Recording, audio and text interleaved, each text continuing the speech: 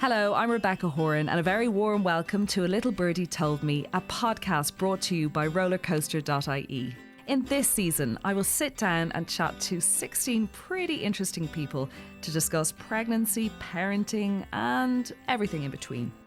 On this episode of A Little Birdie Told Me, I sit down with Anna Daly, TV presenter, founder of Little Bliss by Anna, and mum of 3. In this episode, we discuss pregnancy loss. Take care if you've been affected.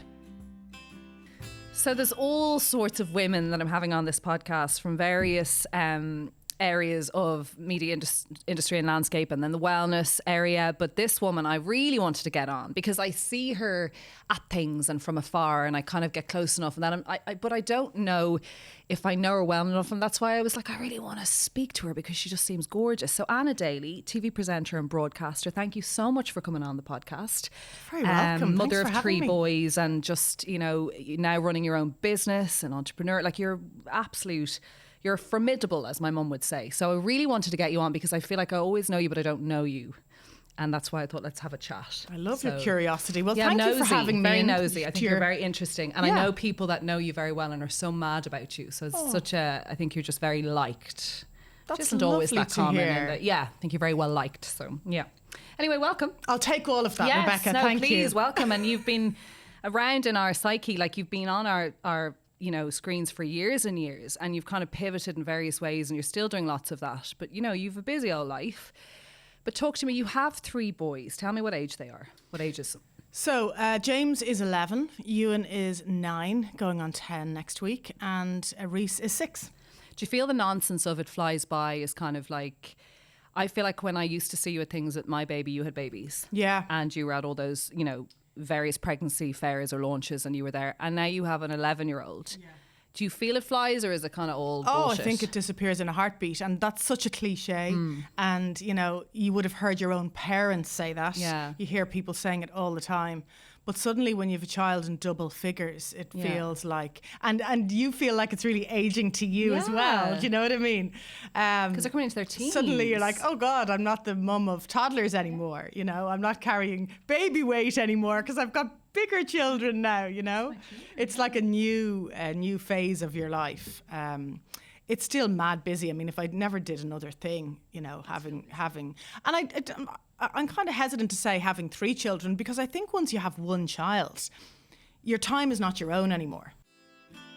This episode with Anna Daly is sponsored by Caldacine. Caldacine can prevent and treat nappy rash in several different ways. Its special formulation creates a barrier against wetness on your baby's skin, and being medicated, it attacks harmful bacteria to help prevent nappy rash. So, for prevention and treatment of nappy rash, just sprinkle a light layer of Caldacine at every nappy change. Caldacine medicated powder contains calcium undecylonate. Always read the label. Your life is not your own. No. And no matter what you do, where you go, even when you do take time out to do girls' trips or, drop off to Dundrum and, you get a text from your husband going, take This your happened. time, which is always lovely. I still feel like I'm on borrowed time as a mother.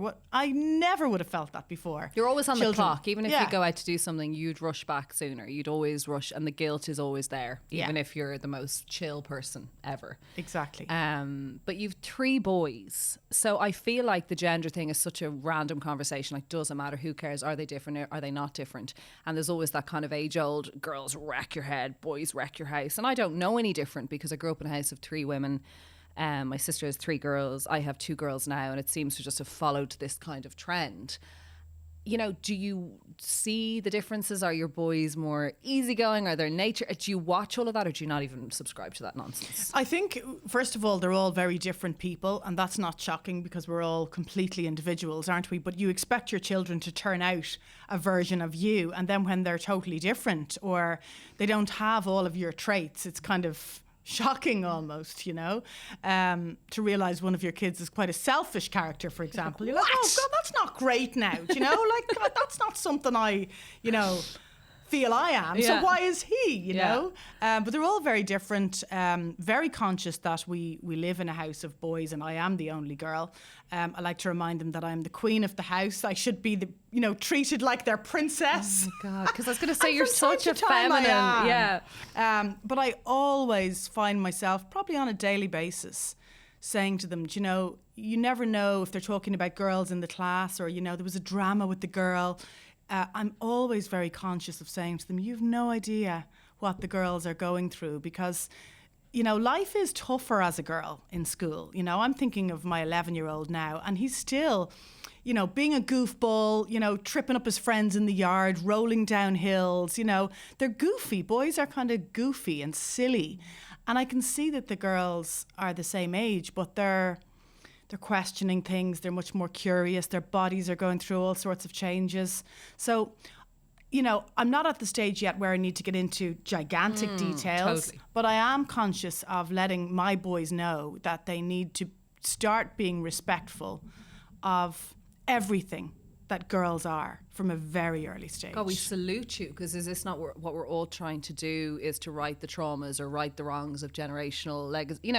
We talk about it a lot. Like, I think even with bringing up my daughters now, being conscious, not saying, be good girl, be a nice girl, be sweet, be pretty. Shh, no, give the man a hug. All the stuff that we learned as children that perhaps didn't really serve us and wasn't fab. And I find myself sometimes saying, just say hi to him. And I'm like, oh my God, what are you doing? She doesn't want to. She's not comfortable in this space. And it's interesting you're saying you've got these gorgeous boys and they're fun and they're whimsical, but maybe aren't analysing as much. And you're kind of saying to them, be careful of, and you're doing that. And that's what you're feeling your responsibility is. That's amazing. Yeah, and you're trying to get the timing right. James needs those reminders. He's 11. Ewan is 9, nearly 10, but there's a huge gap there. Yeah, there's a huge gap. Ewan yeah. doesn't necessarily need He's not those there yet, little. yeah, exactly. So I'm trying to deliver those kind of gentle sound bites without it hijacking our day in any shape or form or hijacking a meal, but just constantly nudge away about the fact that girls can be different, girls can be going through different things, and we always need to respect that. And their wives or male husband or whatever down the line will thank you for being the goddess. So. And absolutely, my God, you'd be thanked. I think we're all saying it now about mothers and all. We're like, why was this not done or why was this not said? Did you always, I know that you are super talented at what you do, but did you always want to have a big family, or did you just want to have a family and see how you got on? No, I saw myself, Rebecca, as having a boy and a girl. And, as I, got to the stage of getting married and thinking about family, like innocently, I genuinely thought that's what I'll have. I'll have a boy and a girl. Yeah. Almost to the point where I could go online and order this kind of, cookie cutout. Cookie cutout. What do they call the family? The perfect family unit. The gentleman's family. The gentleman's family. Yes. Such an old-fashioned term, isn't it? She'll look like me. He'll look like him. And when I had my second boy. Yeah.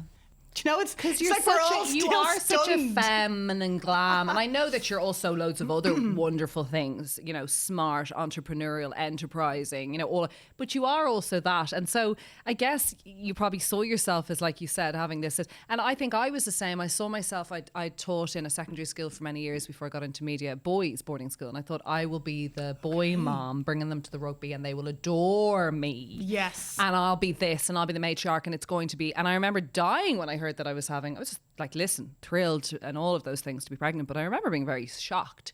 And then to have a second girl, and the drama and the difference of that is just really interesting. Yeah. And knowing I grew up in it, and knowing I do remember when I had pregnancy loss being told by a doctor, it's not a fact, but he said some women just can't carry boys. So it's just interesting. Now, it was a throwaway comment, but he said it is the case that some women can't carry a certain sex. Yes. Yeah. Now, I've whether heard that's that actually before. a definitive scientific, but I remember my losses, he was like, I think some of these have been boys. Okay. So it is interesting, the gender thing. We're not meant to talk about it, but then people talk about gender disappointment, and then people talk about how wonderful it is having boys because life is just maybe a little bit, and then the dramas, and just all of that. And I think it is an interesting road to go down. Absolutely. Whatever happens with your children, and whatever they choose in their life, it's still interesting. Yeah, and it's the ultimate leveler and a reminder that you can't decide anything around children or family, really.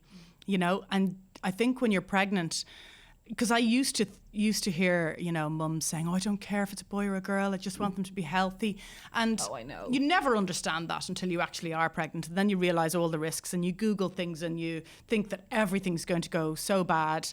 And when it does go so bad, then your expectations are really low, and you become so worried for the next pregnancy, which has certainly happened to me as well.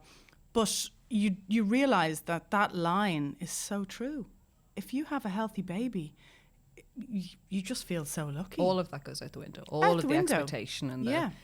Did you enjoy being pregnant? Did you vibe it? Did you love it? Did you have hard pregnancies?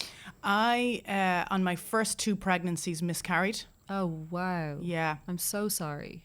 I didn't know that. No, I haven't spoken about that before. I'm so sorry. And I've watched people in the public eye speak about it. So before James? Yeah.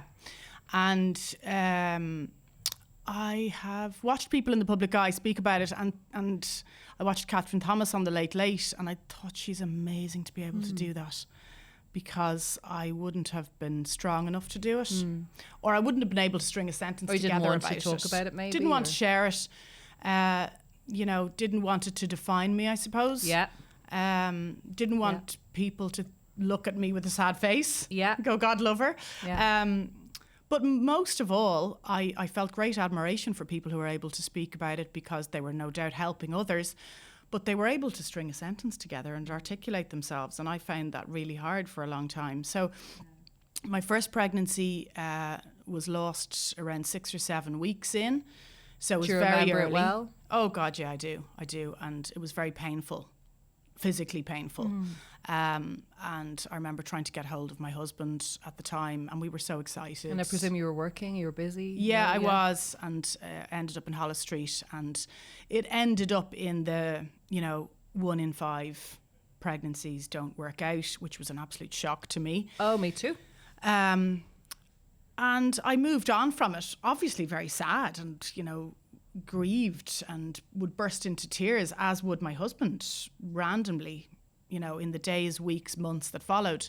So got pregnant for a second time, and the second time was the hardest one, because it was the morning of my cousin's wedding, and I was bridesmaid, and I hadn't shared with everyone. Yeah, well, my husband knew, my mum knew on the trip. My mum and dad were on the trip because it was a family wedding. We're in Italy. Oh, wow. And I was a bridesmaid, and the morning of, that excitement in a hotel suite with, the hair and the makeup people there and the champagne corks popping. Wow. And I could feel the same cramps that I had the first time round. And I just knew in my heart of hearts. Yeah. And what worried me the most was, at least I was able to go to the bathroom. My mum was able to, be called quite quickly to help me.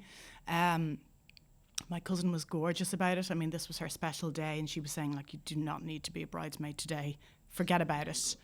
Yeah, just a gorgeous person. And where am I now? Trying to pull myself together.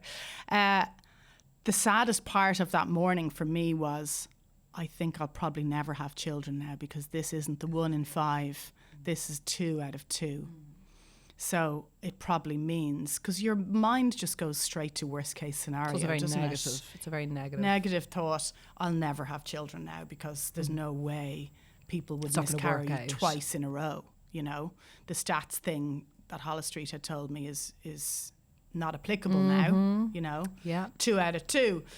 So listen, I got on with it. With the support of Did you Ben, stay on that trip, or did you go? I put the dress on, and I was the bridesmaid. I was, yeah.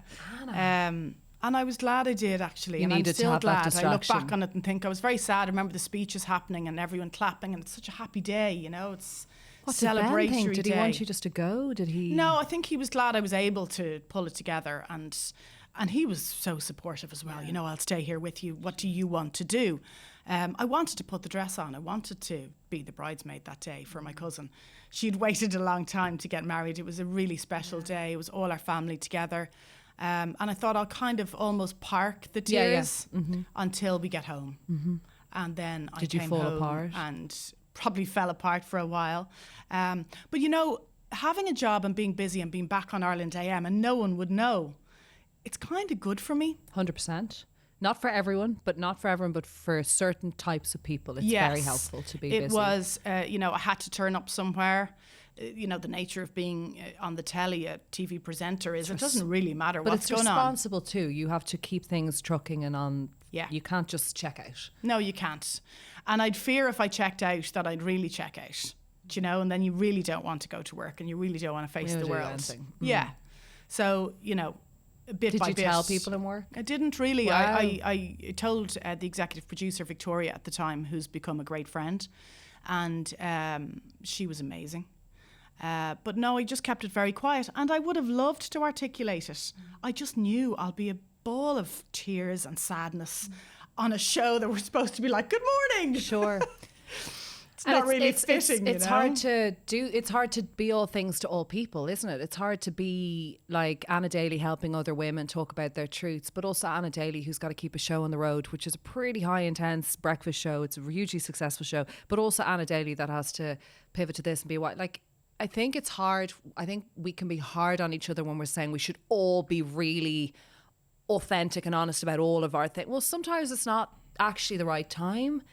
No, and sometimes you'd love to be, authentic and honest and articulate your story, but you're just not able to. But it's also private. Sometimes it's not for everyone. Or you're else. just not there yet because you're navigating this time of, will I ever become a mother? Actually, this is a really scary, sad time for me and my family, So I suppose being in work and pretending everything is okay is kind of good for you while you deal with it behind the scenes, And did you still believe it's not going to work for us? Were you quite in a dark place about having a family at that stage? I did, but I kind of took the pressure off me getting pregnant, us getting pregnant, and we just said, look, we'll see what we can do. Yeah. And then we went on to have James, Ewan, Reese, perfectly healthy. No interruptions in between. No interventions, we just went. So actually, if this gives anyone hope that they have several miscarriages, there was nothing actually standing in my way. I thought I was going to get some kind of a diagnosis that said, you have this problem or this issue or an underlying X, Y, or Z.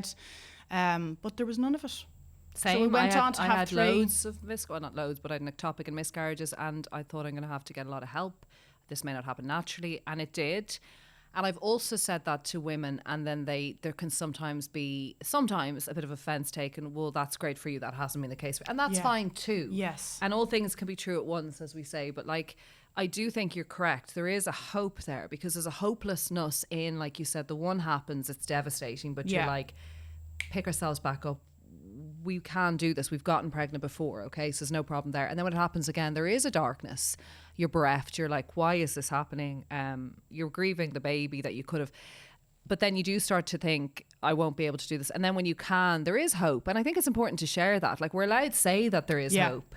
Because I remember a lot of my friends going, did you end up getting IVF for Simone? Or did you? And privately asking me, like, it was hush hush. And I said, no, I would have told you. I would have been very vocal. Yeah, absolutely. I'm a gaping wound. Like, I would have said to you. No. And I said, no, we were just, I think we chilled out a bit. Yeah. And I know that's not a medical word, but we just took, like you said, took the strain off this want, and we took it down a notch. Yeah. And it happened, and we're really lucky. That's not the case for everyone. And I had one tube gone and all that kind of stuff.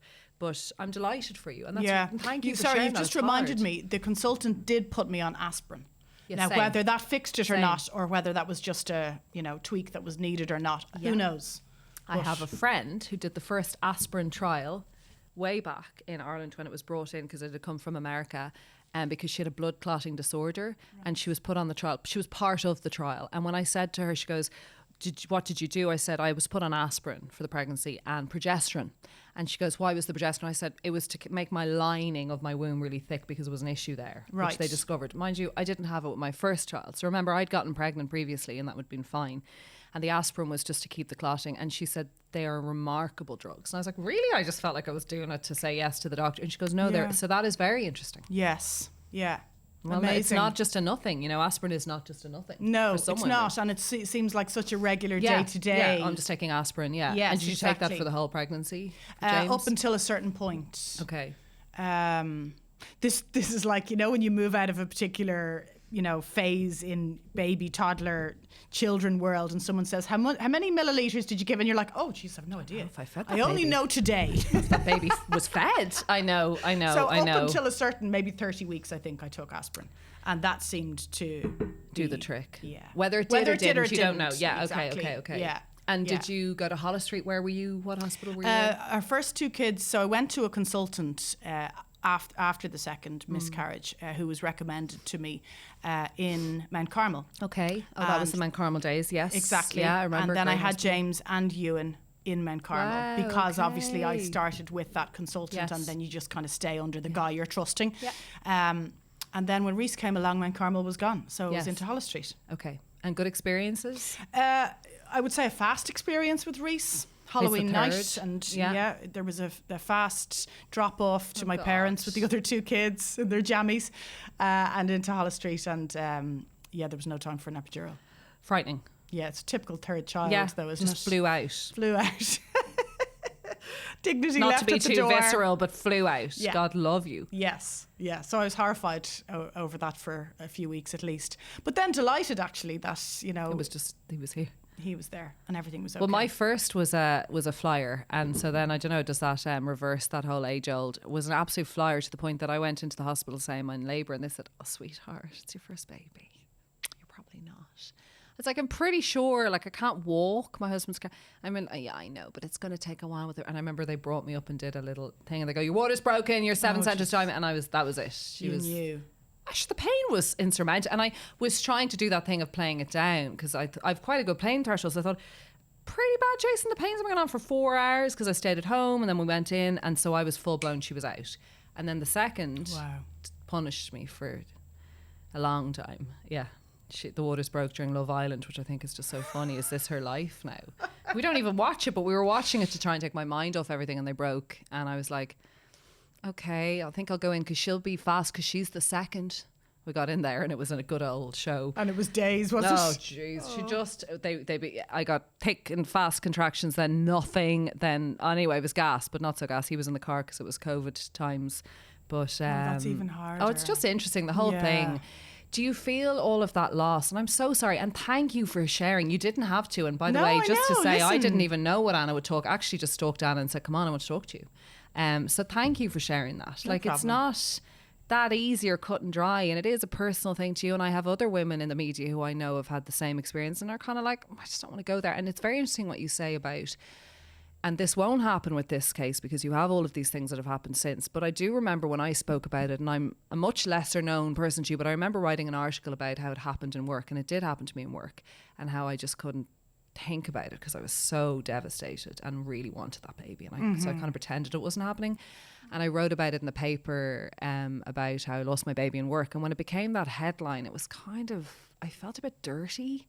It was like, lost my baby in work and got on with it. And I remember thinking, why did I speak about it? And then that became my thing for a while, where women would come and tell me their story, and I was and trust you with sure. And it was just like I said, I was a gaping wound, and I did a podcast about it, and I think I just wanted to get it out. I was so lost. Yeah. And I've since realised, yes, it was really helpful to other women, and I'm really bloody glad I spoke about it. But I also don't want it to just be that thing. Of so course, it is interesting. there's so many facets to you. But It is it's interesting. probably what makes people trust you. Maybe. And or there's a open up relation to you. Maybe. You know? Were you and Ben great? Did you struggle through it? Did you get counselling, or did you just get on with it? Were you We the didn't typical? actually know. We moved on, but we cried, and I think it's like, you know, that grieving process you see families go through, where one person is falling apart, the other is strong, and it's like these roller coaster Yes. waves, isn't it? When one person is down, the other is able It's like to having a new baby. It's even pick each now other how up. one of us is always up and one's Yeah. down. Like this One morning, has I was more a energy wreck, than the other. 100%, and you have to pick each other up off the floor. And every so often I would look at Ben during this particular time of sadness, and he would just burst into tears. He sounds And incredible. then I'd be the kind of strong one going, you know, this is But going to not be all men are okay. as empathetic. I think it's important to note that's incredible. He sounds very much in touch with his. Not all men are able to. Yeah, he felt it. Yeah, no, he did. He felt it. Sounds like he and did. I think we had waited a few years after we got married.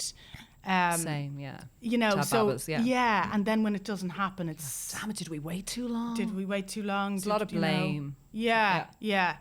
And he's a real thinker, and I think he was so supportive to me. And people rush to the woman, obviously. I mean, Sure. it's our body. But I do genuinely think the lads can be forgotten in the mix of it. Do you know, That's it is their loss very too. vital point. You know, they're changing their whole world. They're planning in their head as soon as you realise you're pregnant as well. Do you know? So it is their loss as well, and we have to remember that. This episode with Anna Daly is sponsored by Caldacine. Caldacine can prevent and treat nappy rash in several different ways. Its special formulation creates a barrier against wetness on your baby's skin, and being medicated, it attacks harmful bacteria to help prevent nappy rash. So, for prevention and treatment of nappy rash, just sprinkle a light layer of Caldacine at every nappy change. Caldacine medicated powder contains calcium undecylonate. Always read the label. How do you find parenting? How do you love it? How do you really fully, are you one of those fully all in moms? Like, could you just throw yourself into it, or are you kind of zen, or how do you describe yourself? I don't know what kind of a mother I am. I hope I'm the kind of mother that my kids talk to. They certainly talk to me at the moment, and I hear all sorts of stories, especially at bedtime when they're trying to stall the bedtime, stay up a bit later. You get the best stories then, don't you? You get the gossip. Listen, I'm like every other mother. I've calm moments. I have moments where I'm like, I am all over this stuff. And then I've days where I'm losing my shit. Am I allowed to say that? Yes, I've said shit a few times today. Losing my shit and screaming at them at the drop of a hat and feeling guilty about it later, especially when you look at their little hands or their little face when they're asleep in bed. They're actually little. You're like, God, I thought you were a full-blown adult. I know. Yeah. And you're like, oh God, you're 6 and I roared at you today. You know, the guilt. Yeah. So I think we're all the same, aren't we? Trying to do our best. Some days you do better than others, and you just hope overall that, you know, they're not scarred for life by the meltdowns you have every so often. Are you kind of glad of the fact that you had this hugely busy, and your career is hugely busy now, but it's in your control a little bit more? Would that be fair to say? Like, you were Totally. You were on the clock, right? So you're in a company, you know, full blown scheduled in to do this, and showbiz, and you're there, and then you have to promote this, then you do, and that's great, but that's a wheel, okay? So that's this, and so that's kind of changed a little bit because of the move from Virgin Media. And do you find you're enjoying your camera about parenting, or is it completely not? That's just something you can't even... I feel like there's more balance. Not that anyone ever gets the balance perfect every week or every day, but I think there's more balance in my life now, for sure. I get more sleep, which is really a huge help in terms you're of not up early. Okay, sorry, well, you're not up early. Yeah. I think what happened to me was I took a job on Ireland AM, and it was an amazing job to get pre-children, right? Okay. And the pace that I did that job at was the pace of someone without any commitments, right? Without the need for anyone to cover me. So interesting, yeah. And I could drop things at the drop of a hat. I could be on a red-eye flight. You know, they could text me the night before, and we would have gotten a great exclusive in London with whatever star, and I'd be able to just be on that flight without checking with anyone, without having to arrange childcare. So it was a brilliant job. It was fast. It was exciting. It was the reporter role, but it was actually much more exciting than the kind of cushy anchor role than you would think is the better gig. 100%. And Sinead Desmond used to joke with me, going, "You're getting all the fun stuff because you are. You're so running around. You're in the fanciest of hotels." I would have said that too, yeah. You know, you're meeting the most incredible people. You're sending back the best clips. You're so excited, you know, to see how it's edited, or you'll get back yourself and carve it up. And, you know, it was fast. It was exciting. You could do 12-hour days and not even question it. But children come along, and then you can't quite do all of that. Did you take mat leaves for each? I took 6 months on each of them. Okay. And straight back Not into that it. long. And was excited to go back to it, I have to say.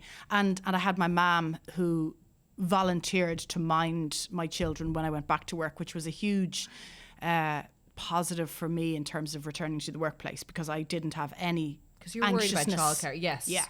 You know, it was just throwing them into her house. They Full were time, like she did the mornings until you got home? Yeah, everything, yeah. Oh, and wow. it was just brilliant. And it was her suggestion. So, you know, we were all very comfortable with it.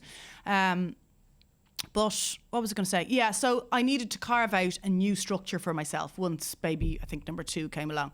So that's when I started pitching for the idea. Was that when things changed? Because I feel with baby number 2, things change. I think baby number 1, like you said so eloquently earlier, of course it's crazy. You have a human being. But I definitely have found the 1 to 2 a massive difference. It's a bigger ask when you're looking for help. It's just there's 2 of them. 2 personalities. And they're different stages, so one might need to be picked up in a different place, or it's more complex. So yeah, I started thinking, the anchor's going nowhere. The anchor gig is the one I need, not just because I'm ambitious and I want to climb the ladder, but for security, you know, but for security. That's the gig I need. And she was nailing the gig and going nowhere. So I kind of, and I say this, I was in Trinity College recently, a place I didn't get the points to go to in the first place. And then they invited me in to talk. I'm like, really? You want my advice? Are you sure? Anyway, what I said to them was, you need to kind of take a step back in a workplace sometimes and go, the job that I want doesn't exist because she's going nowhere, right? So I need to create it. So I went into the head of news at the time and pitched the idea for the weekend version of Ireland AM. And they're like too expensive. Weekend crews, you know, really difficult. And it took them about 12 months. About a year later, I got a phone call to say, look, we have looked at that. We've sorted budgets. We want you to come in and talk. So that was my chance to not only get promoted. Could you believe it? Were you just like... I really couldn't believe it, actually. And were you struggling within that year? Was it all a bit mad? Were Yeah, you it was starting to get pretty manic. And for the first time in my life, I found myself having to say no to stuff. Yeah. Can't do that. And you feel like you're letting them down, even though... And you also want to keep on the map. You're like, is this going to affect Absolutely. If I say no, someone else will get it, and then she'll get all the stuff, you know? And so there's not enough space for all of us. Exactly. So it is, you know, a consideration. So yeah, that's when we launched... It started out Saturday AM, Sunday AM as 2 separate entities, and then it was merged into Weekend AM, and then it became part of this umbrella, Ireland AM. So you stopped doing the weekday? Yes. How was that? Moved to Saturday and Sunday. Strange. It gave me more structure. I was still doing a 4-day week, so I think it was Thursday to Sunday because you're prepping and you're out filming for VTs as well, and then you're anchoring the shows at the weekends. But it was a way round me going from reporter to anchor, and suddenly, or quitting. Yeah, exactly. Having so to actually it was go, the perfect. I cannot do this. Yeah, you know. Yeah. So, like, the reporter role is for someone. I was going to say someone young. It's not someone young. It's someone that doesn't have 100% and a lot of commitments, or, you know, they don't have to be somewhere to pick up children at a certain time. Because your job, like from being in a publisher and working in media for years, I would totally agree with you. The anchor role is nice and everything, but it was always that role where you're out and about and doing things that is more interesting to someone like me. I was and always exciting. Like, that's a gorgeous gig. Yeah. And so you pivot effectively to the weekend and then you pivot again. I mean, there's so much happened within your career. Yeah, it's been great. There's times when I look back on it, like I left Virgin because I felt Ireland AM reporter, had you had your third anchor kid when you left? Yeah. So I left a year and a half ago. Okay, yeah, of course. So recent. So I kind of feel like, you know, we were given a target on the weekend show. We double. I always feel like it's really conceited. No, saying it's really this. important to say it. It's really important to say it. But, you know, we doubled the ratings targets. I feel like that show, you know, is very well established now. They asked us to take over Fridays as well. So we got the run of 3 live days, you know, with this weekend crew, myself and Simon and Laura and Aidan. And it became a brilliant kind of family dynamic. Did you love it? Loved it. Absolutely loved it. It's a nice crew as well. But That's also a really nice other crew. opportunities were coming along, and, you know, I was in a Virgin contract and I couldn't say yes to everything. And a lot of change happened during COVID, like so many people, I suppose. My husband's family business was lost in the very early stages of COVID. And I think, you know, when a lot of shit stuff happens at once, you do get a bit of a kick up the arse. Do you know what I mean? But you also regroup. You have to. You do, and you go, okay, well, you're changing this, and that's ballsy. You know, maybe I should be looking at, you know, this brand that I've been thinking about for years, and I had all these tear sheets and logos and in handbags and drawers dotted around the house. And I thought, there was no corporate gigs during lockdown, so I had more time. There was no emceeing, there was no background, there was no None of that. showbiz. Didn't have to be anywhere, didn't have to turn up to show the face or, support some friend who was launching something or had written a book or whatever. There's a lot. There's a lot. And it was a quiet time. And, as much as the homeschooling, went pear-shaped on a daily basis, there was time for me to pull together this brand. And I kind of knuckled down and thought, you know what? Ben, my husband, has lost this family business with a huge heritage, and he's busy setting up something else and, refocusing very quickly. And I need to do the bloody same. I need to be future-proofing myself over here. But you weren't in a grief stage of, but if I leave TV, is that it? Or you weren't doing that yourself, because we do as women stay sometimes in things and we don't maybe change it up or transition because we're like... fear. So are you a little bit of a risk taker, would you say? Or are you I'd say I'm a calculated risk taker. Oh, right, okay. So even when I went into Ireland AM as a presenter, they had asked me to screen test for that because I worked in marketing, which is another podcast altogether. But I never knew that. So I studied marketing in college, like so many people who didn't know what they wanted to do. Articulate and glam and fat. I was in the middle of a marketing meeting at one stage, and that girl Victoria, who I'd mentioned earlier on, said in front of like a whole management team in the boardroom, "Have you ever been screen tested for Ireland AM?" And I was like, no. Oh, this is so brilliant. And this is brilliant. I looked around and I felt that real Irish thing of, oh my God, they think like I'll be really notionsy if I say yes. I'd love that. I'd love it. Whereas if that happened to me now, I would totally be like, oh my God, I'd love it though. Yeah, thank you. Yeah. So I said it to Ben later on, and I always say Ben has a different outlook to me in terms of he's educated in different places around the world, and he has a wider view. He doesn't have an Irish notionsy thing going on, right?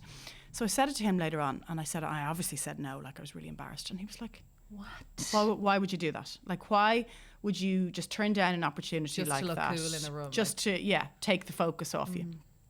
And I was like, Jesus, you're right. So I didn't go straight back to her. I went and did a night course on my own with my own money. So I would do my daytime job, and then I would drive to Ranelagh for this course, which I think still exists. It's the Bill Keating. I did it. We all did it. I even lectured in it. There you go. I tell you, we're all... You're the lecturer. Funny. Not anymore, yes. No, but I remember going back and helping them do. That is so funny. I loved that. Yeah, no, it was great. He's great. And it was presenting, and producing. There was old heritage. Like there was I remember having, can't remember who I had now, but I know Marty Whelan lectured me. There was a few people who were involved. Mary Kennedy came in to talk to us at some stage. Now I was doing kind of more the production-y, like I'd go in for the chats on that. But yeah, no, brilliant. Yeah, I'm still waiting for them to call me back as a mentor. No, not necessarily as a mentor, but I did continuity in RTE for years with Karina Grant and Nuala Carey. So it was more about the voice and that stuff. That I wasn't being brought in to be TV presenter mentor, but like it was a great place. Yeah, brilliant. And you know what it gave me? Regardless of the skills, it gave me a certain confidence to go back to Victoria. And that's what I mean by measured risks, calculated risks. I did it for about 12 weeks, and it just gave me the balls to go back and go, do you know what, Victoria? If I'm not too late to say yes to that opportunity, it's so American, isn't it? I love this. I would love to say yes to that opportunity if it still exists. But I love this. What's wrong with us? But what's wrong with me that I had to go off and do 12 weeks? I should have just said yes. And now that I'm older and a bit wiser and a bit ballsier, and also, like, I know how hard it is to get in front of the right people. Do you know what I mean? We've all had to hustle for gigs. So I think you do get a bit ballsier as you get older. Oh, that's a great story. Who knew all of this? Yeah. Marketing, like some gorge marketing gal comes in. This is so brilliant.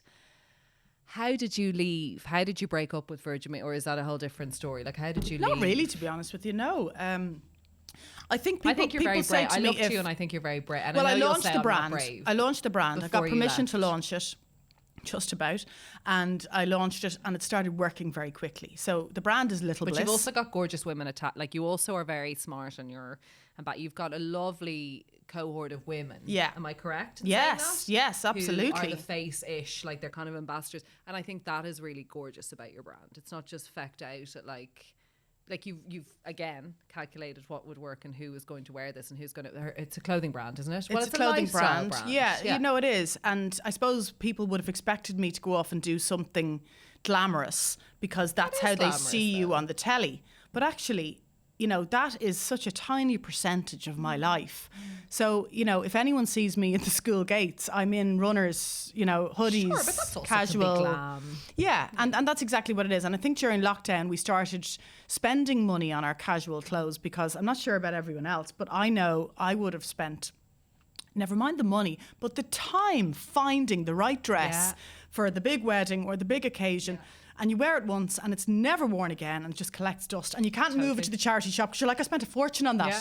So I kind of started thinking, what's the point in that when suddenly on a Tuesday you meet everybody you know and you're wearing the crappy bally jumper from, you know, something that you grabbed. So I started thinking, and I couldn't obviously have anticipated the world was about to go casual overnight. You're very strategic. No, everyone's like, she knew. No, if only. You'd insight. But they do say timing is everything in business, or certainly it's hugely important.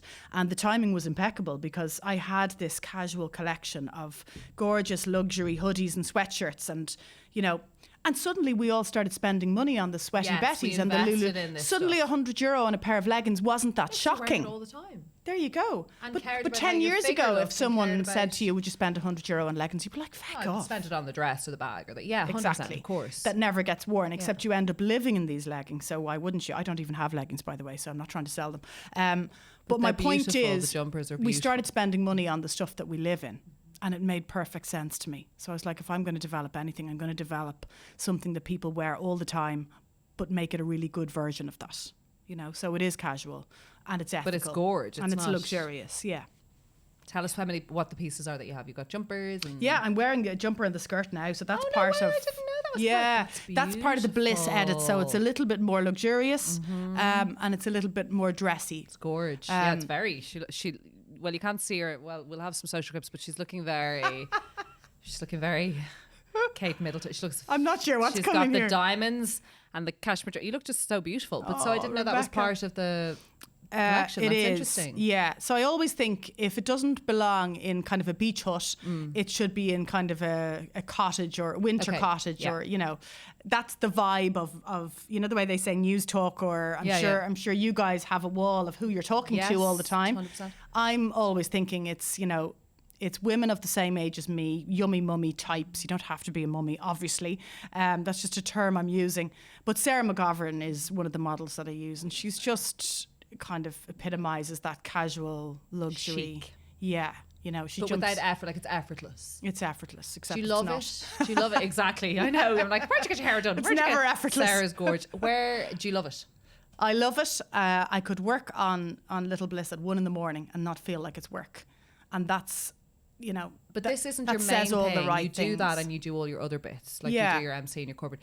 And you feel like you have a nice mix and balance, or are you sad about the other, or are you completely... No, so I have a show coming up in RTE, with RTE1 in May, Hospital Live, which is a show that we did last year live from James's, so we're going to do that again.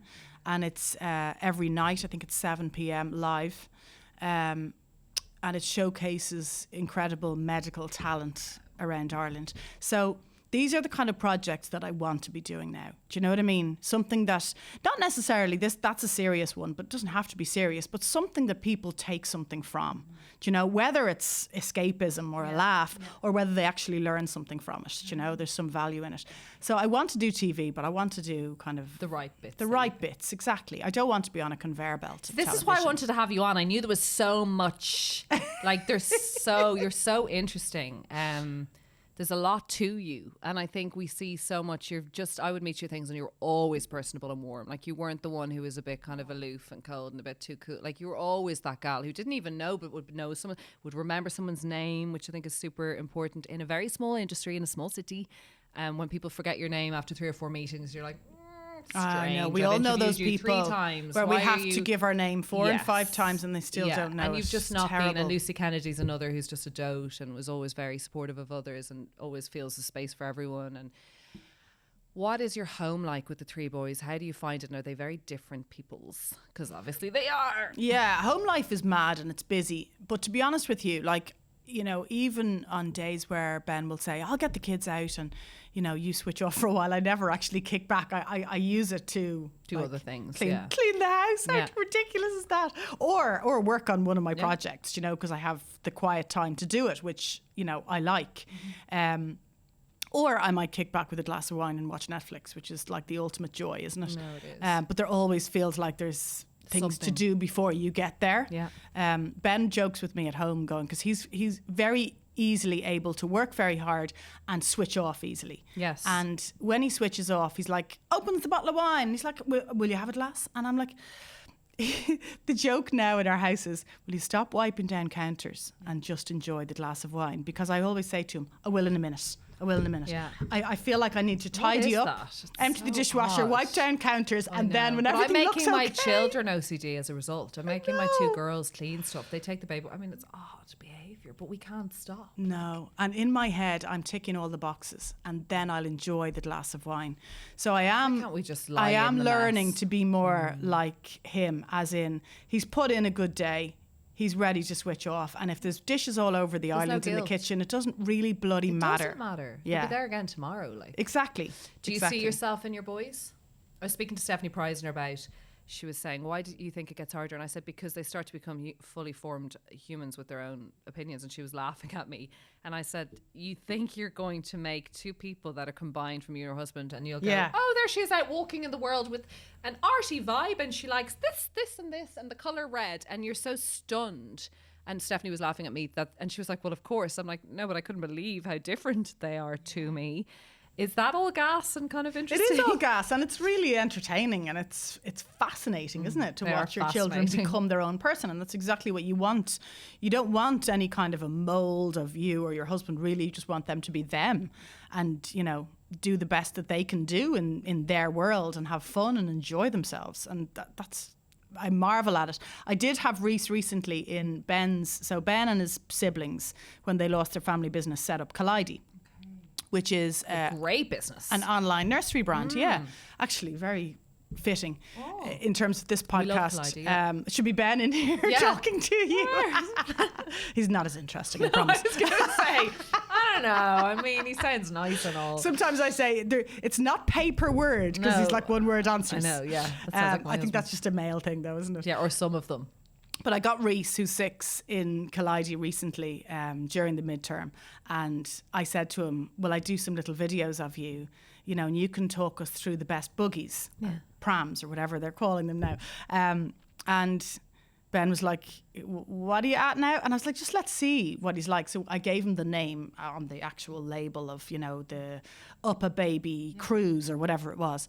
And I said, and you just talk about the rest of it, because I just wanted to see, because he's really outgoing and really like super confident child without hopefully not being precocious.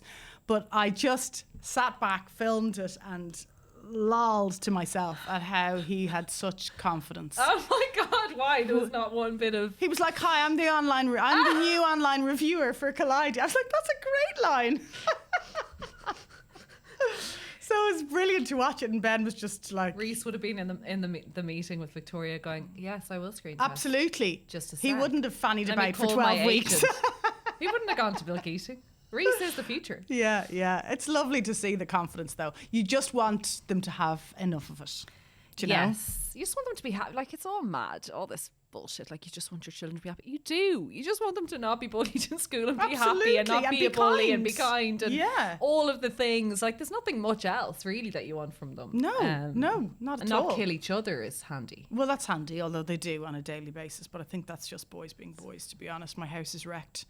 But I've gotten over the idea of living in a show house. It's not going to happen. Perfection, yeah. Yeah. And I do feel that a lot of people say to me, you know, older women will say, you'll really, really feel sad when that house is quiet in years to come, you know, and your skirting boards are perfectly, you know, painted and there isn't a scuff mark or a handprint on the walls. There's a sadness that comes with that. There's an emptiness that comes with that. And I've seen this video, I think it's on TikTok or Instagram, and it's so sad of the no noise and no handprints. And I thought, oh God, actually, you don't want to wish those years away either. Anna Daly, you are a light and a sunshine. And I just knew it. I was like, gotta get this woman in here. You're such an interesting woman, and Rebecca. so much long-lived success. This is all going to be fantastic, whatever you touch. And I hope those boys keep you busy and mind you, because my girls will not. Like, girls just bugger off. I don't know. I think girls mind you and boys forget about you, but I hope I'm wrong. I hope they all look after us. Yeah. Thank you so much for coming in. Thank you, Rebecca. I hope you enjoyed this episode of A Little Birdie Told Me. And if you did, it would be wonderful if you could subscribe to the podcast. This episode with Anna Daly is sponsored by Caldacine. Caldacine can prevent and treat nappy rash in several different ways.